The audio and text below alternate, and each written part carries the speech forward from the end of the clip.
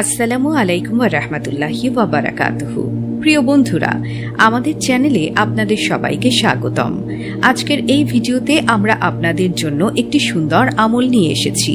জি বন্ধুরা, যদি আপনার চেহারায় অনেকগুলো ফুসি হয়ে থাকে অথবা ফোসকা উঠে থাকে এবং আপনার যদি মনে হয় যে এগুলো হওয়া উচিত নয়, আপনার চেহারা দেখতে খারাপ অথবা আপনার চেহারা কালো, আপনার চেহারায় অনেক দাগ রয়েছে অথবা চেহারায় সৌন্দর্যে ঘাটতি পড়েছে অথবা চেহারা খসখসে হয়ে গেছে, এমনকি যখন আপনি আপনার চেহারা আয়নাতে দেখেন তখন আপনার একদমই পছন্দ হয় না, আপনি চাচ্ছেন যে আমার চেহারার যেন সব সমস্যা দূর হয়ে যায়, চেহারার কালো দাগ এবং যেমনই সমস্যা হোক না কেন সব সমস্যা সমাধান হয়ে যায় এবং চেহারা যেন কোমল এবং সুন্দর হয়ে যায় আর চমক ভরা হয়ে যায়, চেহারাতে গ্লো চলে আসে এবং সকল সমস্যা দূর হয়ে যায়, চেহারা ফর্সা এবং সুন্দর হয়ে যায়। আপনি দেখতে অনেক সুন্দর হতে চাচ্ছেন। আপনি হয়তো আমাদের মা, বোন অথবা ভাই হন না কেন, এমন না যে এটি শুধু বোনদের জন্য, এটি আমাদের প্রিয় ভাইরাও করতে পারবে। সবার জন্য এই আমলটি, আপনারা সবাই এই আমলটি করতে পারবেন। আপনাদের জন্য এটি একটি পুরস্কার মনে করেন। না, আপনাকে কোনো ক্রিম ব্যবহার করতে হবে না, কোনো পাউডারও ব্যবহার করতে হবে না, না কোনো কসমেটিক্স অথবা ঔষধ ব্যবহার করতে হবে। একটি আমল আমরা আপনাদেরকে বলে দেব, শুধু আপনি এটি পাঠ করবেন আর যেভাবে আমরা আপনাকে বলবো সেভাবেই আমলটি করবেন। প্রিয় বন্ধুরা, সুখবর হচ্ছে যে এই আমলটি আপনারা নাপাকি অবস্থাতেও করতে পারবেন। জি, নাপাকি অবস্থায়ও এই আমলটি করতে পারবেন, এতে চিন্তার কোনো কারণ নেই এবং ওযু ছাড়াও এই আমলটি করা যাবে। তো বন্ধুরা, এই ভিডিওটি শেষ পর্যন্ত দেখবেন। ইনশাআল্লাহ আল্লাহ তাআলা আপনার চেহারা সব সমস্যা দূর করে দেবেন। আপনার চেহারা অনেক ফর্সা হয়ে যাবে, সব দাগ দূর হয়ে যাবে, সকল সমস্যা দূর হয়ে যাবে আর চেহারা নুরানি হয়ে যাবে, অনেক নূর চলে আসবে চেহারায়, চেহারা মায়াবী এবং সুন্দর হয়ে যাবে ইনশাআল্লাহ। তাই আমাদের চ্যানেলটি সাবস্ক্রাইব করে দিন এবং সাথে সাথে পাশে থাকা নোটিফিকেশন বেলটিও প্রেস করে দিন। এতে হবে কি, আপনি আমাদের ভিডিও সর্বপ্রথম পেয়ে যাবেন। আর ভিডিওটি ভালো লাগলে অবশ্যই একটি লাইক দিয়ে দেবেন, যেন আমরা আপনাদের খেদমতে এমন ভালো ভালো ভিডিও আরো নিয়ে আসতে পারি। চলুন শুরু করি। বন্ধুরা, আসুন জেনে নেই এই আমলটি আপনারা কোন সময় করবেন। এই প্রশ্নটি আপনার মাথায় আসতে পারে। তো বন্ধুরা, এই আমলটি আপনারা রাতে করবেন। রাতে কোন সময় করবেন তাও জেনে নিন। আপনারা এই আমলটি এশার নামাজের পর করবেন, ঘুমানোর আগে। এশার নামাজ পর থেকে পরবর্তী দিন ফজর পর্যন্ত, অর্থাৎ রাতের সময় যে কোনো সময় আপনারা এই আমলটি করতে পারবেন, তবে ঘুমানোর আগে করতে হবে। ঘুমিয়ে উঠে এই আমলটি করতে পারবেন না, তাই ঘুমানোর আগেই আমলটি করবেন। আরেকটি কথা খেয়াল রাখবেন যে এশার আগে ঘুমাবেন না, না হলে আপনারা এই আমলটি করতে পারবেন না। কেননা এই আমলটি আপনাদের এশার পর করতে হবে, অর্থাৎ এশার পর ঘুমাবেন এই আমলটি করে। আর যদি রাতে না ঘুমান, অর্থাৎ কাজ করতে হয় অথবা লেখাপড়া করতে হয় অথবা অন্য কোনো কাজ হয়, তাহলে আপনি কি করবেন, যে কোনো সময় করতে পারবেন এশার পর, শুধু ঘুমানোর আগে। এখন আপনার করণীয় কি? 1.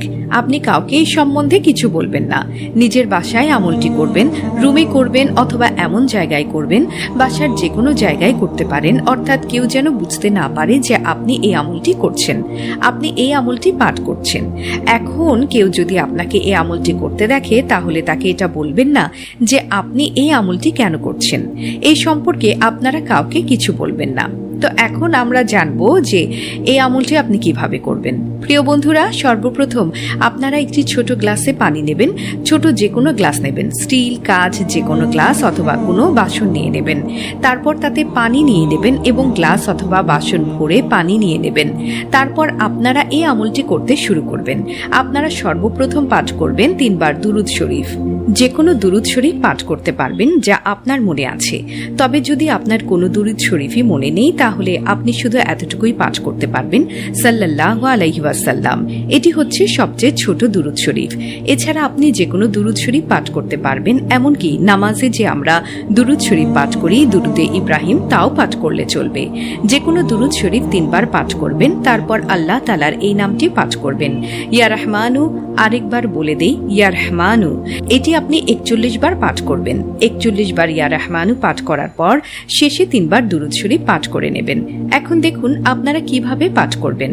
আপনি পানি ভরা গ্লাস অথবা বাসনটি আপনার আপনার সামনে নিয়ে নেবেন এবং এখানে বসে যাবেন। আপনি যখন দুরূদ শরীফ পাঠ করবেন তখন একবার পড়বেন এবং দম করবেন, আবার পড়বেন, আবার দম করবেন। এভাবে 3 বার দুরূদ শরীফ পাঠ করবেন এবং 3 বার দম করবেন। তারপর আপনি ইয়া রহমানও পাঠ করবেন 41 বার এবং প্রতিবার দম করবেন, অর্থাৎ একবার পড়বেন, দম করবেন, এভাবে 41 বার পাঠ করে 41 বার দম করবেন এবং সর্বশেষ 3 বার দুরূদ শরীফ পাঠ করবেন এবং 3 বার দম করবেন।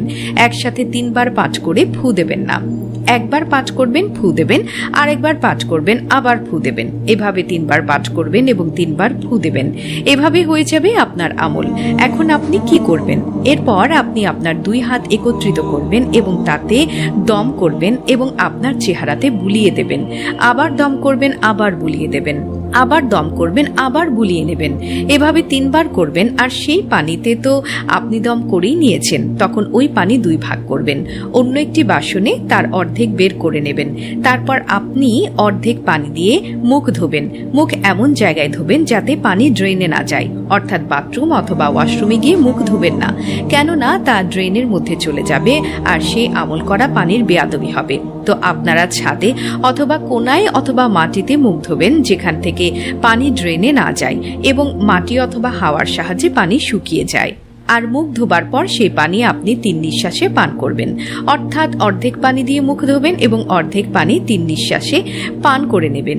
এই আমলটি আপনি 7 দিন পর্যন্ত করবেন। তারপর আপনারা এই আমলটির কার্যকারিতা দেখতে পারবেন। বন্ধুরা, এই আমলটির একটি শর্ত রয়েছে। আপনারা এই আমলটি 7 দিন করবেন। 7 দিনের আগেই আপনি এই আমলটির কার্যকলাপ দেখতে পারবেন। এই আমলটি করার পরবর্তী অথবা 3য় দিনেই আপনি দেখতে পারবেন আপনার চেহারার সমস্যা দূর হতে শুরু করেছে। তবে 7 দিন পর পর এই আমলটি করতে হবে, তারপর আপনি আপনার চেহারা ভালো দেখতে পারবেন ইনশাআল্লাহ। তো বন্ধুরা, ভিডিওটি বেশি বেশি শেয়ার করবেন, ভিডিওতে লাইক দেবেন এবং চ্যানেলটি সাবস্ক্রাইব করবেন। দেখা হবে পরবর্তী ভিডিওতে।